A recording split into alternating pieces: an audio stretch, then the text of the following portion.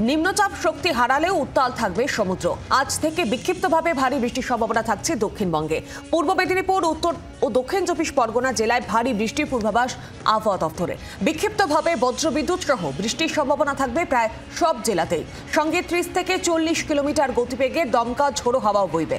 কাল ভারী বৃষ্টির সম্ভাবনা বাড়বে মুর্শিদাবাদ, নদিয়া, পূর্ব বর্ধমান, 2 24 পরগনা, 2 মেদিনীপুর, বর্ধমানে ভারী বৃষ্টির আশঙ্কা।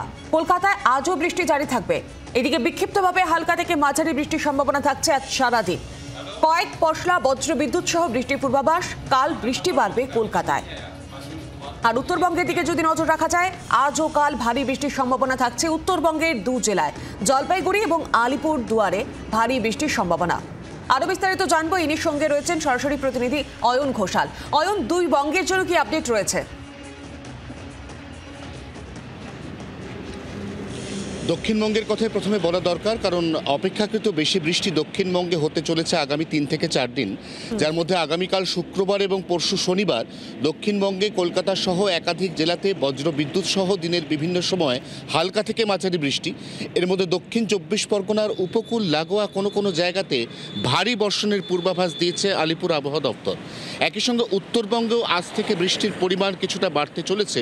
ওপরের দিকে 2 জেলা জলপাইগুড়ি এবং আলিপুর দুয়ার, সেখানে আজকে ভারী বর্ষণের পূর্বাভাস রয়েছে। আগামীকালের পর থেকে উত্তরবঙ্গের নিচের দিকের জেলা অর্থাৎ মালদা এবং 2 দিনাজপুর, সেখানে ভারী বর্ষণের পূর্বাভাস রয়েছে।